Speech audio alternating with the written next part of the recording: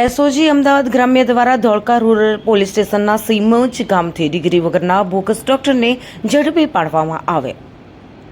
શ્રી રાઘવેન્દ્ર વત્સ police મહાનિરીક્ષક Shri Ahmedabad range તથા Shri Omprakash Jat police અધિક્ષક શ્રી અમદાવાદ ગ્રામ્ય નાઓના અમદાવાદ ગ્રામ્ય જિલ્લા ડિગ્રી વગરના બોગસ તબીબો પકડી પાડીને કાયદેસરની કાર્યવાહી કરવા સારું એસઓજી ટીમને જરૂરી સૂચનાઓ આપવામાં આવી હતી. જે સૂચના અને માર્ગદર્શન અન્વયે Shri SN Ramani police inspector એસઓજીના માર્ગદર્શન હેઠળ એસઓજી સ્ટાફના અધિકારી કર્મચારીઓ કાર્યરત હતા. તે દરમિયાન દિનેશભાઈ ધીરુભાઈ તથા હાર્દિક કુમાર જયંતિભાઈએ સંયુક્ત રીતે બાતમીની હકીકત મળીને ચોક્કસ આધારભૂત માહિતી આધારે મોજે સીમેજ ગામે કિશનકુમાર નારાયણભાઈ સોલંકી રહેવાસી સોલંકી ફરી ઝાખડા ગામ ધોળકા અમદાવાદ, જેમણે ડોક્ટર તરીકેની એલોપેથિક માન્યતા પ્રાપ્ત ડિગ્રી વગર જ એલોપેથિક તબીબની પ્રેક્ટિસ કરતા હતા અને ગેરકાયદેસર એલોપેથિક દવાઓ આપતા હતા.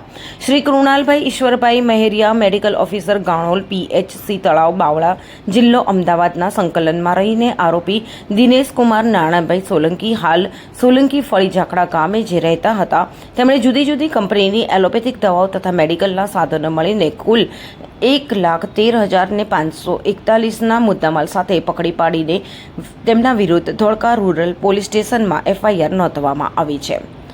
Gujarat register medical practice act 1963ની કલમ 30 મુજબનો ગુનો રજીસ્ટર કરવાની સફળ કામગીરી કરવામાં આવી છે.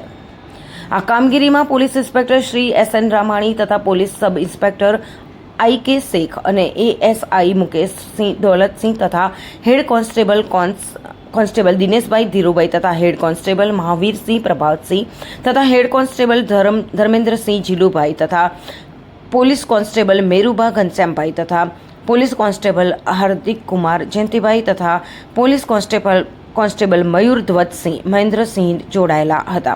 रिपोर्टर इदरीस शेख धोलका। हम दिखाएंगे सच्चाई की खबर चैनल को लाइक कीजिए, सब्सक्राइब कीजिए और हमारे साथ जुड़े रहिए. हम दिखाएंगे आपको सच्चाई की खबर.